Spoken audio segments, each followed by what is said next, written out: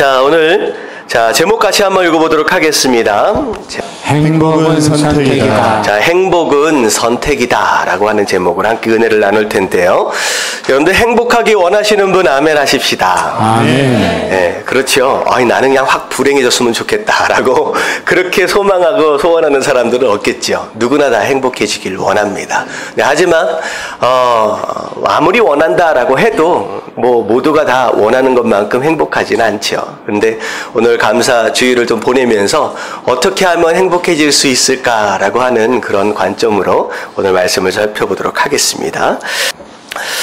오늘 11절에 보니까 예수님께서 예루살렘으로 올라가고 계십니다. 사마리아와 갈릴리 사이를 지나가시는데 사마리아와 갈릴리 사이다라고 하는 것은 어떻게 보면 그렇게 큰 도시도 아니고 가난한 사람들이 밀집해서 살고 있는 지역이다라고 생각하시면 될 것 같아요. 12절에 보니까 한 마을로 들어가십니다. 그럴 때 나병 환자 10명이 예수님께 나오는 거예요. 나병 환자 문둥병이죠. 고칠 수 없는 병입니다. 불치병입니다. 몸이 썩어 문드러져서 결국은 죽게 되는 병이죠. 어떻게 보면 이들은요, 전염되어진다라고 하는 이유로 인하여서 격리되어서 살 수밖에 없어요. 살고 있는 가운데 아마도 예수님에 대한 소식을 들은 것 같습니다. 예수님만 만나면 고침을 받을 수 있다. 전에서 이제 소문들을 들었겠죠. 그래서 10명의 친구들이 함께 모여서 우리 예수님 만나러 가자. 사실 예수님을 만나러 가려면 사람이 사는 곳으로 가야 되기 때문에 사실은 격리되어져서 나올 수가 없거든요. 근데 어차피 가서 돌 맞아 죽느니 차라리 가서 어찌되었든 만나면 혹시라도 나올 수 있지 않을까라는 소망 가운데 예수님께 나온 거예요. 가까이는 가지 못하고 멀리서 지나가시는 예수님을 향하여서 소리를 지릅니다. 뭐라고 소리 질러요?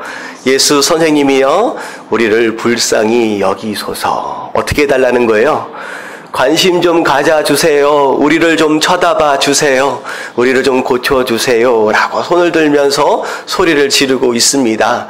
어떻게 보면 이 10명의 문둥병자, 이 나병 환자 입장에서 본다면 마지막 기회일 수 있다라고 하는 생각 가운데 막 이제 최선을 다해서 소리를 질렀겠죠.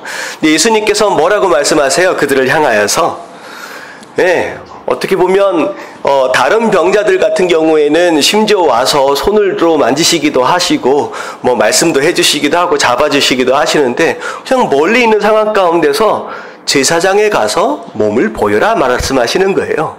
이 얘기는 사실 이런 얘기입니다. 이제 문둥병이 걸리면요, 누구에게 가서 먼저 확인을 받느냐? 제사장에게 가서 문둥병을 확인을 받습니다. 그래서 이게 문둥병인지 아닌지를 확인하는 사람도 이 제사장이고요. 그리고 심지어 어떤 경우에 진짜 1000명 중에 1명 간혹 가다가 낫는 경우도 있거든요. 그래서 만약에 나았을 경우에 누구에게 가서 확인을 받냐면 이 제사장에게 가서 확인을 받습니다. 다시 말하면 예수님께서 제사장에게 가서 몸을 보여라 라고 하시는 이 얘기는 네가 나았다라고 하는 걸 보여라는 거예요. 근데 이 문둥병자 입장에서 한번 생각해 보세요. 지금 몸이 나은 상태입니까? 아니에요. 아직도 코도 진물이 흐르고 손도 뭉그러져 있고 아직도 얼굴이 하얗게 이제 곰팡이균이 펴 있다라고 하는 거죠. 아직도 안 나았어요. 아무런 변화가 일어나지 않았습니다. 근데 예수님께서 가라라고 말씀하시니까 처음에 이 10명에는 당황하실 수도 있었을 것 같은데 오늘 말씀해 보니까 이 10명이 예수님의 말씀을 뭐 했어요? 믿고 순종함으로 제사장에게 찾아갑니다. 근데 중요한 거는 제사장을 찾아서 보이기 위해서 가고 있는 그 길 위에서 어떤 일이 벌어지기 시작했느냐? 몸이 낫는 것을 보기 시작했다라고 하는 거죠. 여러분들, 우리가 신앙생활할 때 굉장히 중요한 게 바로 이런 겁니다. 하나님, 우리에게 이런 은혜를 허락하여 주시옵소서. 제가 이런 기도 제목이 있습니다 라고 얘기할 때 하나님께서는 기도의 응답으로 순종을 요구하실 때가 있어요. 여러분들, 순종을 요구하실 때 나는 아무것도 안 나았는데 라고 그 자리에 주저앉아 있으면 절대 몸이 낫지 않습니다. 신앙생활은요, 무엇이 더 먼저다? 믿음으로 순종하는 것이 먼저입니다. 순종했더니 순종하는 과정 가운데서 뭘 경험하게 되느냐? 기적을 경험하는 것이다 라는 거죠. 우리 인간은요, 그런 마음이 있어요. 하나님, 보여주시면 제가 순종할게요. 아니에요. 하나님 뭐라고 말씀하시냐? 순종해라. 그럼 내가 보여주겠다라고 말씀하시는 거예요. 아멘이 여기 두 명밖에 안 나요. 깨달아지시길 주님의 이름으로 축원합니다. 아멘. 믿음이 먼저고 순종이 먼저예요. 순종을 하면서 경험되어지는 하나님의 역사하심, 그게 바로 신앙생활이다라고 여러분들 생각하시면 되겠습니다. 근데 몸이 막 낫기 시작하니까 막 흥분하겠지요. 와, 네 코를 봐, 네 손을 봐. 얼굴들을 서로 보면서 막 나았다고 막 흥분하기 시작합니다. 그 가운데 10명이나 있었어요. 그 가운데 너무 좋으니까 불현듯 누구 생각이 나요? 지금까지 보지도 못했던 우리 가족도 생각나고 부모도 생각나고 아내도 생각나고 여러 생각들이 많이 나겠죠. 그런 가운데 이 10명 중에 9은 다 어디로 가버렸는지 만나기 원하는 사람들을 향하여 다 가버리고 단 한 사람만 뭐하러 돌아옵니까? 예수님께 감사하기 위해 돌아옵니다. 사실은요, 예수님께서 이 10명의 문둥병자, 나병 환자를 보내시고 나서 예수님은 사실 뭐 하고 있었느냐? 돌아오기를 기대하고 계셨어요. 어디서 아느냐? 예수님 한 명 돌아왔을 때 뭐라고 물어보세요? 분명히 다 나았을 텐데 나머지 9은 어디 있느냐? 이 말씀을 보고서 보면요, 예수님께서 보내시는 순간서부터 뭐 하고 계셨느냐? 돌아오길 기대하셨다는 거예요. 그랬더니 한 명만 돌아옵니다. 예수님 뭐라고 말씀하시냐? 하나님께 영광을 돌리러 온 자가 너 하나뿐이냐라고 하시면서 마지막에 19절에 뭐라고 말씀하세요? 그 얘기 이르시되 다 같이 시작. 네 믿음이 너를 구원하였느니라 하시더라. 네, 내 믿음이 너를 구원하였느니라. 이 얘기는 뭐냐면 육신적인 구원뿐만 아니라 무엇까지도 구원을 받았어요. 영적인 구원까지도 받았다라고 하는 것이 오늘 스토리입니다. 자, 오늘 이야기 내용들 가운데 우리가 좀 붙잡아야 할, 감사에 대해서 좀 붙잡아야 할 말씀이 굉장히 많아요. 여러분들 우리 주보의 가운데 보시면 말씀을 요약을 좀 해놨습니다. 여러분들 좀 펼쳐놓으시고요. 사실은 우리가 기억력이 사실 별로 안 좋아요. 제가 한 3-4개 정도 요지를 말씀을 드리면 사실 3-4개 정도에서 뭐 한두 개 기억하기도 쉽지 않은 것이 저희 이제 연약함이거든요. 여러분들 오늘은 6개나 됩니다. 여러분들 좀 기억하시면서 어떤 내용들이 있는지를 좀 마음 가운데 좀 담아 놓으시고 예배를 떠나는 순간에 오늘 뭘 들었느냐라고 기억되지도 않는 그런 삶 되지 마시고 오늘 나가실 때 말씀을 마음 가운데를 가득 담아가지고 나갈 수 있는 저와 여러분들 되시길 주님의 이름으로 축원합니다. 아멘. 자, 첫 번째 1번 앞에 보여주시는 대로 다 같이 읽도록 하겠습니다. 시작. 사면 초가의 상황이 오히려 축복이 될 수 있다. 자, 사면 초가 사방이 어떻게 됐어요? 꽉 막혀버렸다라고 하는 거죠. 자, 우리가 인생을 살 때 이런 사면 초가의 상황들을 만나게 됩니다. 근데 오늘 첫 번째 요지가 무엇이냐? 이러한 상황 자체가 우리에게 뭐가 될 수도 있다는 거예요. 축복이 될 수도 있다라고 하는 것입니다. 자, 왜냐하면요. 자, 잘 들어보세요. 우리가 신앙생활 하는 가운데 예수님과의 거리가 있어요. 예수님과의 거리. 이게 도대체 무슨 얘기냐? 자, 예를 한번 들어볼게요. 이때 당시로 생각을 해볼게요. 이때 당시를. 자, 이때 당시에 잘 먹고 잘 살고 어떻게 보면 부자, 그리고 대제사장들과 서기관들과 바리새인들과 그래도 나름대로의 영적으로 육적으로 강력한 영향력을 미치고 있는 저기 상위 계층에 있는 사람들. 자, 그 사람들은 지금 뭐 하고 있을까요? 지금 뭐 하고 있을까요? 예수님과의 거리로 생각한다라고 한다면 과연 그들은 예수님과의 어느 정도 거리에서 서 있는 사람들일까요? 라는 거죠. 그 사람들은 예수님이 필요합니까? 필요하지 않습니까? 사실은 그 사람들 또한 예수님이 너무나도 필요한 사람들인데 그들의 육신적인 부요함과 안락함으로 인하여서 그들 스스로 나는 예수님이 필요 없다라고 착각하고 사는 사람들입니다. 그래서 어느덧 이 사람들은 어떤 삶을 사느냐? 예수님께서 기적과 이적들을 일으키고 다니심에도 불구하고 별로 관심이 없어요. 그 기적이 없어도 그 이적이 없어도 어떻게 할 만해요? 먹고 살만 하다는 거예요. 자, 이들은 예수님이 필요 없다라고 하는 착각 가운데 가까이 갈 의미를 모르는 사람들입니다. 그래서 멀찌맣게 떨어져서 그냥 소문만 듣고 있는 거예요. 야, 예수라고 하는 사람이 있는데 별일을 다 한다면서? 라고 이제 생각하고 있는 멀리 떨어져 있는 사람들이죠. 자, 그리고 두 번째, 자, 그렇다면 그런 부자들 말고, 자, 평범하게 사는 사람들, 보통 사람들은 예수님하고 어느 정도 거리에 있겠느냐라는 거죠. 자, 이 사람들은 어떤 정도의 사람들이냐? 예수님 주변에서 맴돌고 있는 사람들입니다.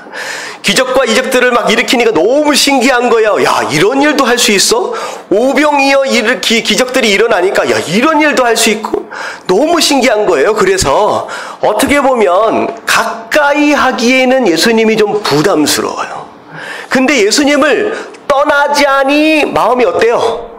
불안하고 아쉬운 거예요. 그래가지고 가까이 하지도 못하고 멀리 떠나지도 못하고 예수님 주변에서만 맴도는 바로 그런 사람들이 바로 보통 사람들이다라는 거죠. 근데 오늘 말씀에서 등장하고 있는 이 나병 환자는 비록 육체적으로 가까이 할 수 없는 상황에 있음에도 불구하고 뭐 하기를 갈급해야 하는 사람들이에요? 가까이 가기를 갈급해하는 사람들이었다는 거죠. 결국은 예수님께 가까이 가도록 만드는 그 원인이 있다라고 한다면, 키가 있다라고 한다면 오히려 뭐 하는 상태예요? 문둥병이나 나병 환자처럼 최악의 상태, 누구도 도와줄 수 없는 상태, 사면 초가의 그런 상태가 되었을 때 오히려 예수님께 가까이 나아가기를 원하는 그런 마음이 만들어질 수 있다라고 하는 것입니다. 누구나 그렇지는 않지만 오히려 이런 상황이 그런 마음들을 만들 수 있다라고 하는 거예요. 저는요, 가장 축복 중에 축복이 무엇이냐? 우리 삶 가운데 내가 원하는 모든 것들이 다 채워진다라고 하는 그것이 아니라 예수님과 가장 가까운 곳에 서 있는 거, 바로 그게 가장 큰 축복이라고 생각을 합니다. 아멘. 할렐루야. 아멘. 여러분, 이게 가장 축복이에요.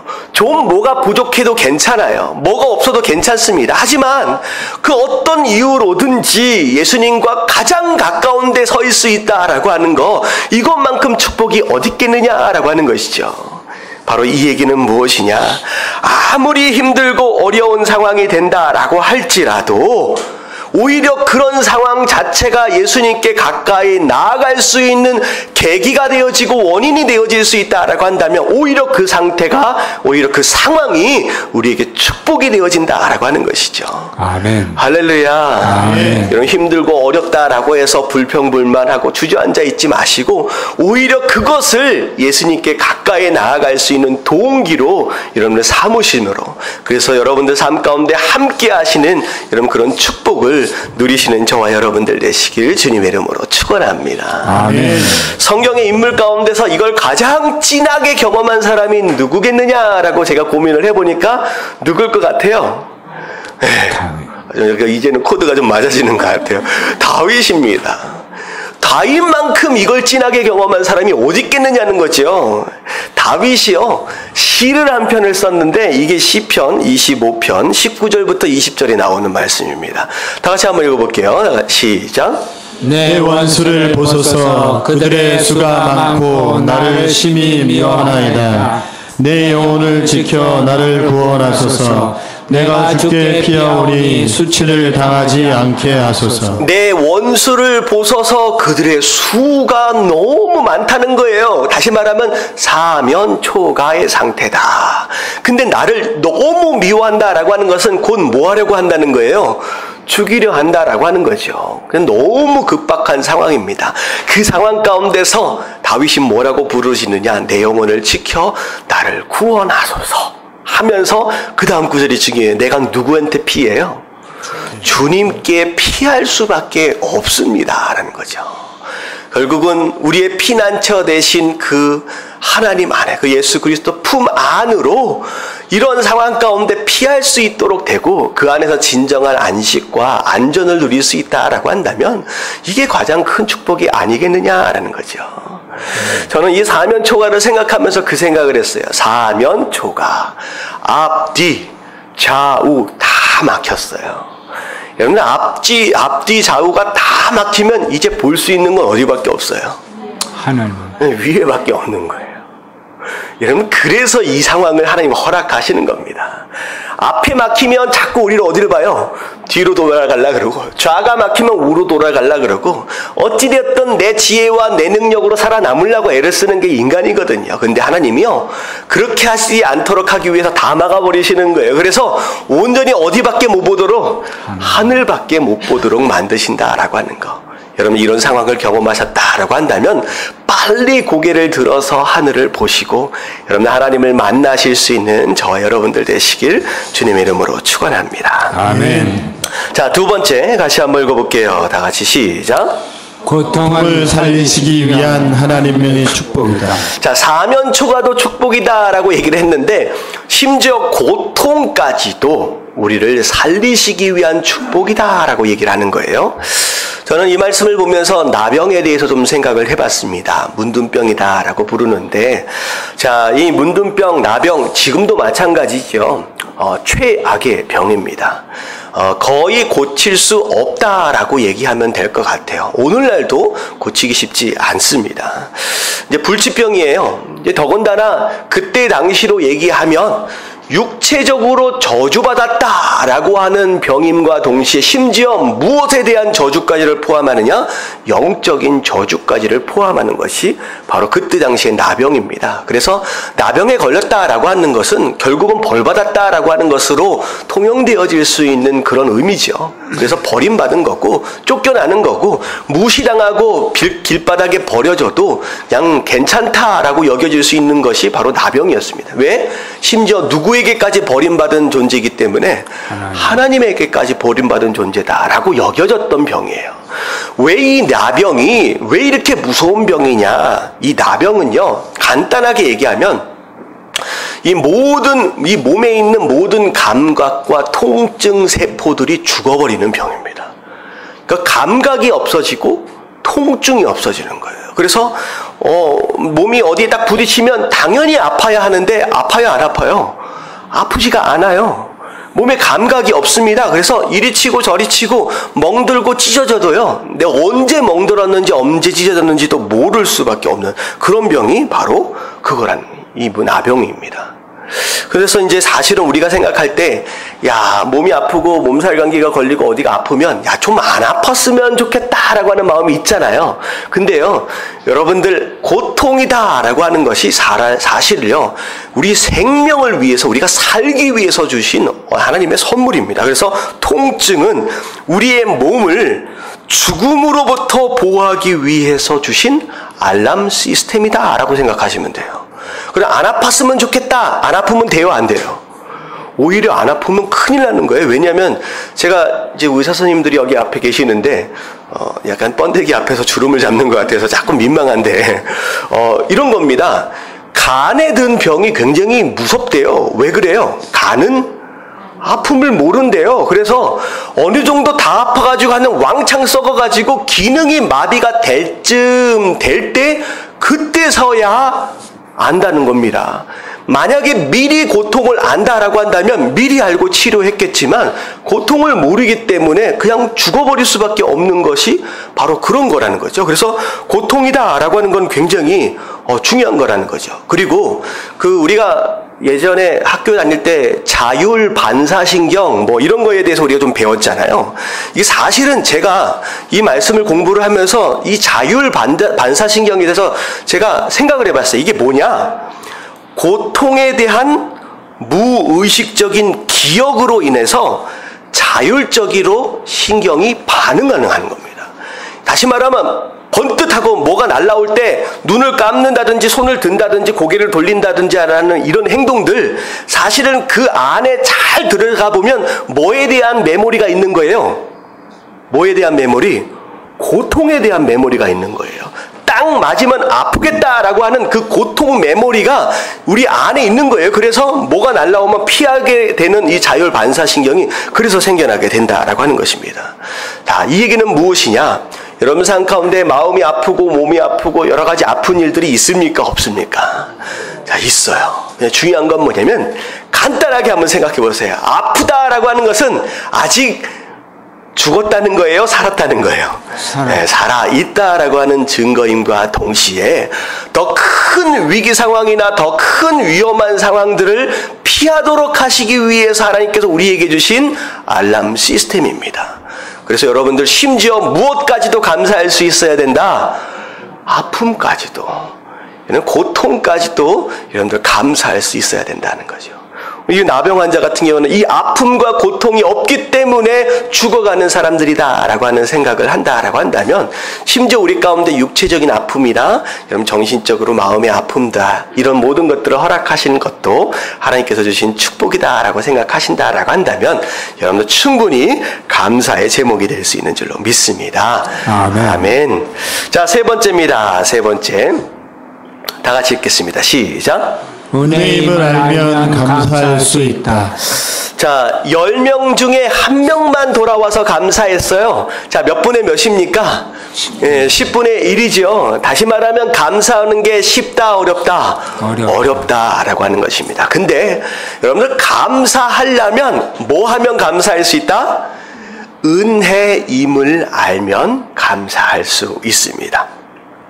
자, 은혜가 뭐예요? 은혜가 받을 자격이 없는 자에게 거저 주신 하나님의 선물입니다. 처음에 전제 자체가 받을 만한 자격이 없는 거예요.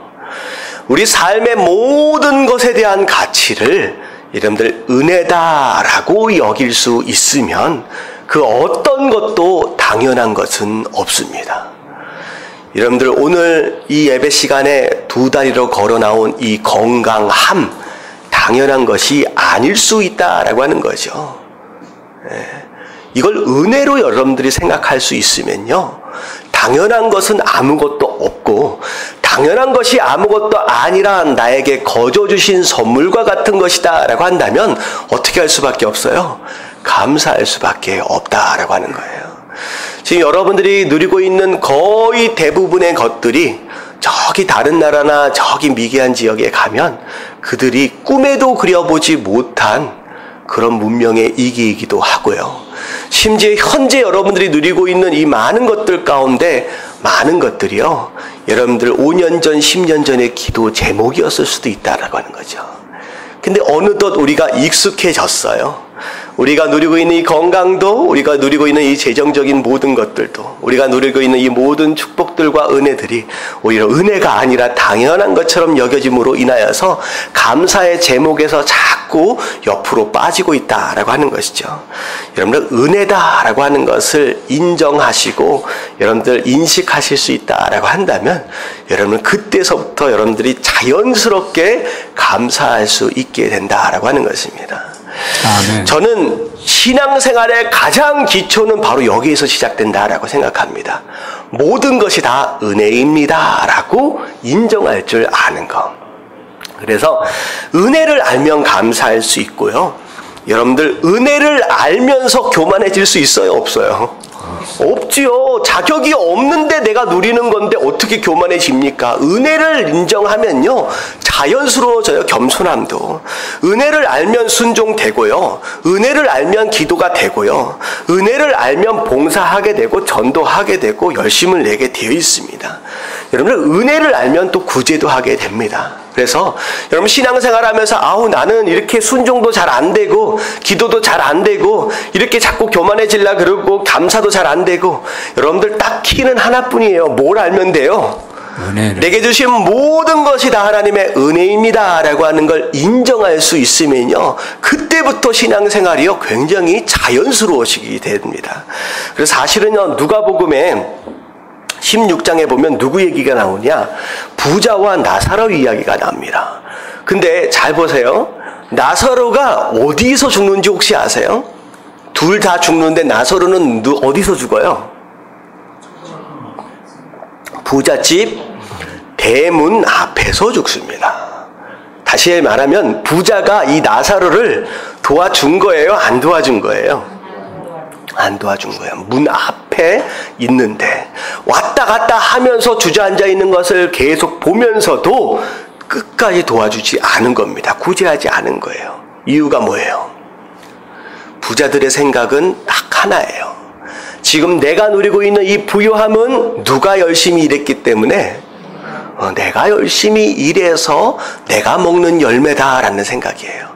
그리고 부자들은 또 뭐라고 생각하느냐? 가난한 자를 향하여 쟤는 뭐에서 가난하다? 게을러서. 왜 이렇게 잘하세요? 다들 부자 되시는가 봐요. 게을러서 가난하다는 거예요. 부자들의 생각은 그렇습니다. 다시 말해 그 안에 은혜가 있습니까? 없습니까? 없어요. 은혜를 알지 못하면 절대 구제하지 못합니다. 구제하라, 구제하라. 분명히 성경에 많이 나와 있는데요. 여러분, 구제는요, 하라 해서 되는 게 아니라 뭘 알면 된다? 은혜를 알면 됩니다. 제가 이게 굉장히 중요한 내용인데, 역사적으로 보면요, 나라를 세운 개국 공신들은요, 거의 대부분 시간이 지나가면서 전부 다 숙청을 당합니다. 한번 생각해 보세요. 나라를 세운 개국 공신들은 거의 대부분 숙청을 당합니다. 왜 그래요? 나라가 딱 세워지고 나서 누가 이 나라를 세웠다? 내가 이 나라를 세웠다. 내가 했다라는 거예요. 그래서 내가 세웠다라고 하는 마음이 딱 생기는 순간 그때부터 뭐 하지 않느냐? 감사하지 않습니다.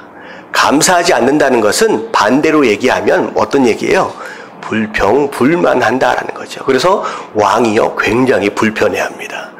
비록 나라를 세울 때에는 굉장히 수고했지만 결국은 나라를 온전히 세워감에 있어서는요 오히려 장애들이 돼서 결국은 몇 년 지나지 않아 개국 공신들은 다 숙청을 당합니다. 근데요 나라의 안정을 찾기 위해서 어떤 사람들이 이제 나중에 쓰임을 받느냐? 다시 말하면 나라를 이제 쿠데타를 한 거 아니에요. 나라를 세울 때 간신히 살아남은 사람들이 있어요. 간신히. 그리고 그 간신히 살아남은 사람들 가운데 등용되어진 사람들은요, 마음 가운데 항상 어떤 마음이 있어요? 감사하는 마음이 있어요. 내가 무엇이 간대, 내가 누구이 간대 라고 하는 그런 감사하는 마음이 있습니다. 근데 이런 사람들이 나중에 나라를 정착시키고 아름답게 세워가는데 쓰임받는다는 거죠. 이게 이제 어려운 얘기입니다. 근데 중요한 건 뭐냐면 어떤 사람이 되어야 된다는 거예요. 감사하는 사람이 되어야 된다. 은혜를 알면 감사할 수 있어요. 자, 그래서 바울 사도가 이런 얘기를 합니다. 이런 얘기를 한번 고백할게요. 자, 고린도전서 15장 10절 말씀 다 같이 읽겠습니다. 시작. 그러나 내가 나된 것은 하나님의 은혜로 된 것이니 내게 주신 그의 은혜가 헛되지 아니하여 내가 모든 사도보다 더 많이 수고하였으나 내가 한 것이 아니요 오직 나와 함께 하신 하나님의 은혜로. 바울 사도가 뭐라 그러냐면 내가 나된 것 자체가 다 뭐라는 거예요? 그냥 하나님의 은혜입니다 라고 얘기하면서 내가 한 게 아니다. 바울 사도가 한 게 얼마나 많아요. 수고 엄청 많이 했거든요. 근데 뭐라고 얘기하느냐? 내가 한 게 아니라 누가 하신 것이다? 오직 나와 함께 하신 하나님의 은혜다라고 고백하는 겁니다. 여러분 은혜다라고 하는 걸 여러분 깨달으십시오. 그러면요 자연스럽게 감사가 흘러나올 수밖에 없고 여러분들 신앙생활이 아름답게 세워질 수 있는 줄로 믿습니다. 아멘. 우리 전도사님 제가 보내는 거 받았었죠? 예. 제가 그 인터넷 들어가서 보다가 재밌는 만화를 하나를 봤어요. 제가 한번 소개를 한번 시켜드릴게요. 좋은 부모, 나쁜 부모에 대한 내용인데, 자, 여기 위에 보니까 청소하는 아저씨가 있어요. 환경미화원입니다. 자, 오른쪽에 있는 아줌마가, 엄마가 뭐라 그래요? 너 공부 안 하면 나중에 커서 저렇게 된다. 옛날에 이런 얘기들 많이 했었거든요. 근데 옆에 또 아줌마가 또 한 명 있어요. 저 뭐라고 얘기하면 너 공부해서 저런 분들도 살기 좋은 세상을 만들어야 해 라고 얘기를 하는 거예요. 누가 좋은 부모인 것 같아요? 왼쪽. 얘는 자식을 왼쪽 부모처럼 키우시길 주님의 이름으로 축원합니다. 그리고 마지막에 뭐라 그래요? 너 공부 안 하면 이렇게 무식한 사람이 돼 라고 해서 이제 정리가 되어지는데 저는 이 말씀이라는데 이 만화를 보면서 그 생각을 했어요. 왜 내가 공부를 열심히 해서 저 사람도 행복한 나라를 만들어야 하느냐라는 거죠. 여러분들 이 생각은요, 물론 이게 세상 사람이 쓴 그림 만화이기도 하지만 내가 열심히 공부해서 저들이 행복하게 살아야 한다라고 하는 이 개념은 은혜를 알지 못하는 사람들 마음 가운데는 절대 만들어질 수 없는 생각입니다. 무슨 얘기인지 아시겠죠? 은혜를 아는 사람이 다른 사람을 돌아볼 수 있게 돼요. 은혜를 아는 사람이 나를 통하여, 내 열심을 통하여 다른 사람들이 행복해지기를 기대하는 그런 마음이 생겨지게 된다라고 하는 거죠. 여러분, 이 땅 가운데 정말로 꼭 필요한 선한 영향력을 아름답게 끼치는 그런 성도로 세워가길 원하신다라고 한다면 이 마음 가운데 모든 게 다 하나님의 은혜입니다 라고 하는 그런 마음으로 여러분 신앙생활을 하실 수 있게 되길 주님의 이름으로 축원합니다. 아멘. 아멘. 자, 다음 4번입니다. 4번 다 같이 읽겠습니다. 시작. 감사는 선택이다. 자, 감사는 선택이다. 자, 감사라고 하는 단어가 영어로 감사라고 하는 이제 이 단어, 어떻게 보면 자연스럽게 좋은 일이 일어나면 당연히 감사할 수 있지라고 생각할 수 있거든요. 근데 여러분들 꼭 그런 건 아닐 수 있다라고 하는 거예요. 제가 요즘에 한참 유행했던 루게릭 병 그것 때문에 얼음물 샤워하는 거 있잖아요. 그런 거 요즘에 많이 TV에서도 많이 하고 그러는데, 여러분, 루게릭 병이요, 원래 루게릭이 사람 이름입니다.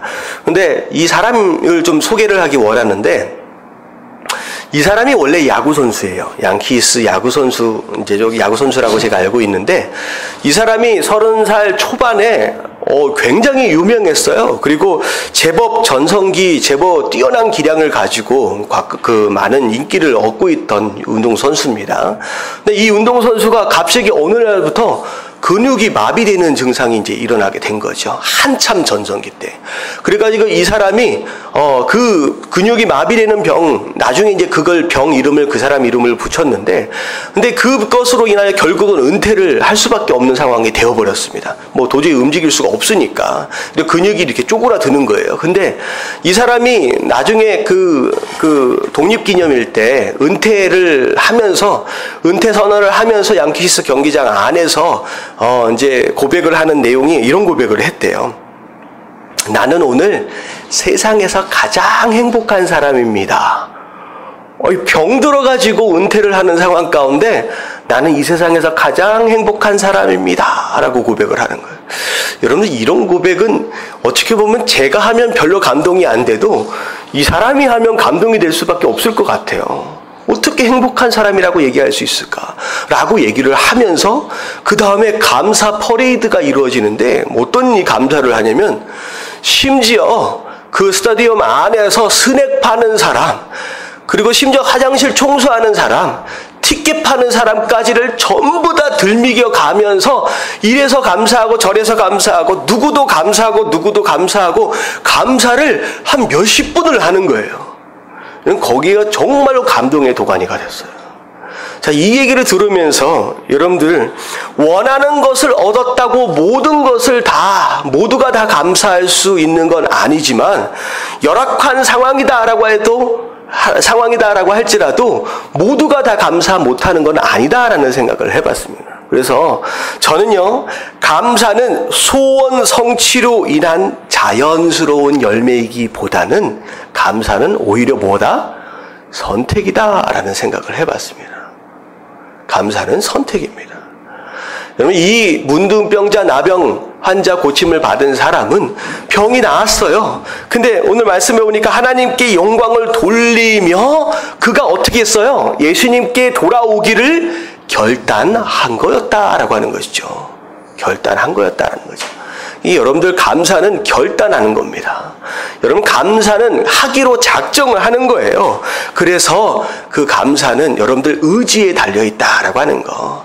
그래서 여러분들 환경 가운데 일어난 좋은 일로 인하여 감사하겠다라고 하는 것이 아니라, 오히려 여러분들은 감사는 결단을 통하여 이루어진다라고 생각하시면 좋을 것 같아요. 그래서 그 생각을 해봤어요. 제가 맨 처음에 제가 설교를 시작할 때 질문이 뭐였냐면, 행복한 사람은 어떤 사람이 행복하다고요? 행복한 사람은 어떤 사람이 행복해요? 사실 감사하는 사람이 행복합니다. 감사하는 사람이. 그래서 누가 행복하느냐? 그냥 뭘 말하고 있느냐라고 하는 것만 들으면 돼요. 이 사람이 항상 감사를 입에 달고 있다라고 하면 이 사람은 행복한 것이고, 항상 불평불만을 입에 달고 있는 사람이다라고 한다면 그냥 그 사람은 불행한 사람입니다. 여러분들 행복은 감사를 통하여 일어나요. 이렇다. 근데요, 중요한 건 뭐냐면, 감사가 선택이다라고 한다면, 감사를 통하여 행복을 누린다. 그러면 행복 또한 뭐일 수밖에 없는 거예요. 그러면 선택이 없는 거예요. 그러니까 다시 말하면, 감사하기로 선택하는 것으로 말미암아 행복을 누리는 거예요. 자, 밑에 한번 읽어볼게요. 시작. 감사는 선택이다.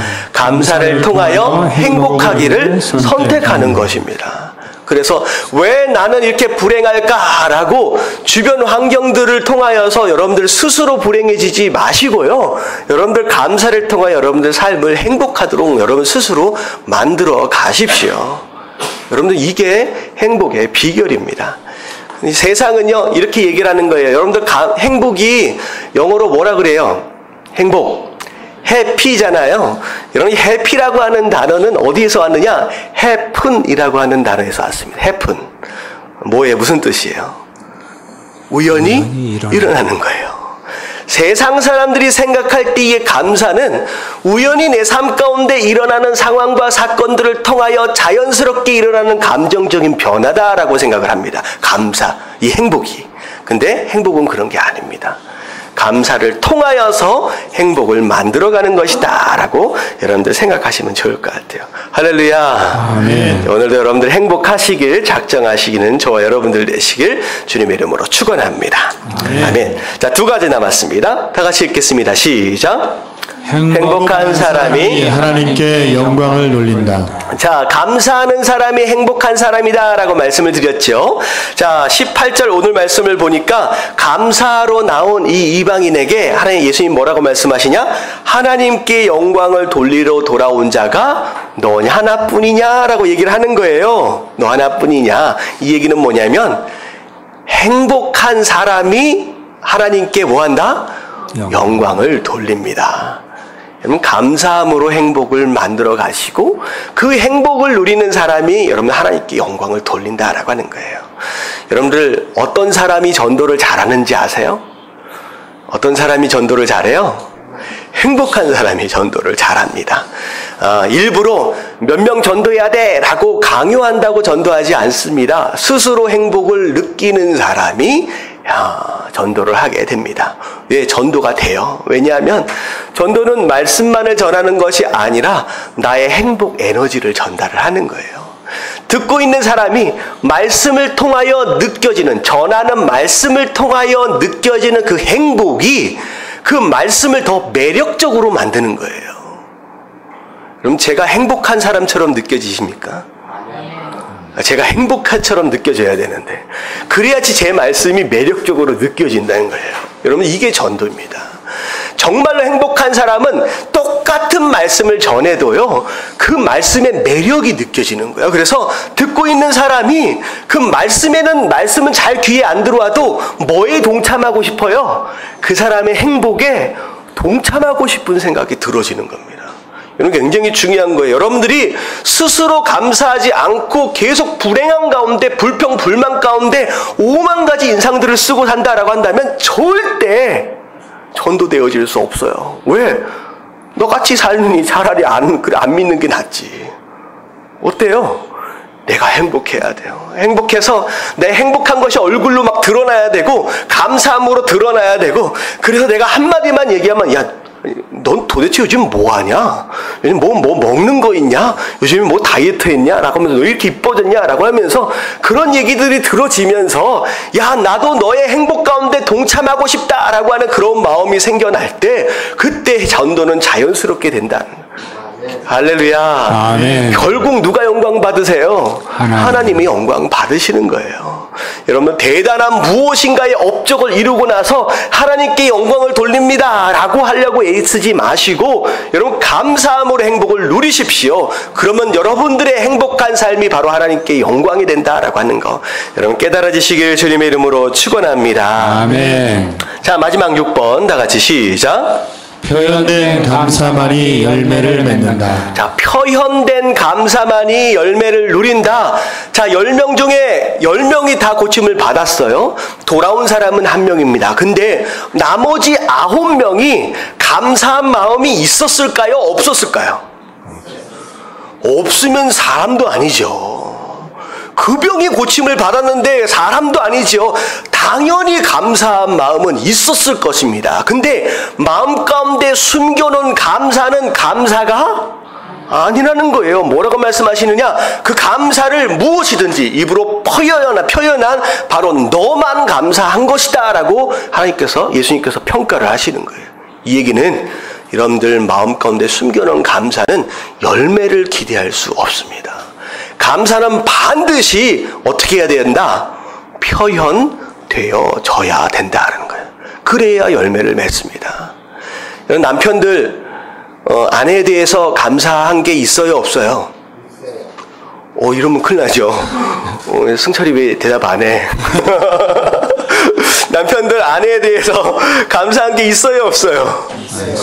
남자들은 이럴 때 점수를 좀 따셔야 돼요. 있습니다 라고 얘기를 해줘야 돼요. 우리 아내분들 남편에 대해서 감사한 게 있어요, 없어요? 있지요. 근데 감사를 한국 사람들은 잘 표현을 안 하지요. 우리 자녀들, 우리 부모님에 대해서 감사한 게 있어요, 없어요? 이럴 때 얘기를 해줘야 돼. 있지요. 근데 대부분 마음 가운데 숨겨놓습니다. 근데 알아요, 몰라요? 몰라요. 표현되어져야 합니다.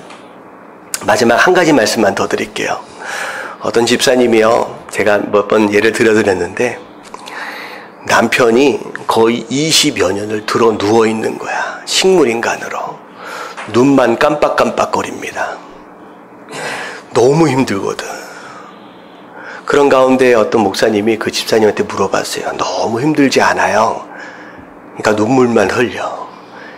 힘든다는 거예요? 안 힘들다는 거예요? 힘들어 죽겠다는 거예요. 20여 년을 그렇게 제대로 말도 못하고 일어서지도 못하는 그 남편을 병간호하려면 얼마나 힘듭니까? 제가 그 목사님 다시 한번 물어요. 가장 힘든 게 뭐예요? 이 얘기는요, 뭐가 힘든 게 있으면 교회에서 뭘 도울 수 있을까라고 생각해서 물어본 질문입니다. 가장 힘든 게 뭡니까?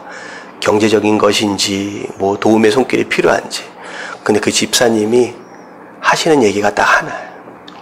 내가 다른 건 다 견딜 수 있고 참을 수 있는데 딱 한 번만 일어나서 여보 고마워 라고 한마디만 해주면 그 20년 동안 쌓였던 그 힘든 모든 것들이 물로 씻어 내려가는 것처럼 싹 씻어질 것 같다는 거예요. 여보 고마워. 남편이 누워있으면서 고마운 걸 모를까요? 알아요. 고맙죠. 근데 표현되어진 것과 표현되지 않은 것과는 엄청 차이가 큽니다. 저는 이번 한 주간 그랬으면 좋겠습니다. 한 주간 여러분들에게 감사하고 싶은 그런 사람들이 좀 있을 것 같아요.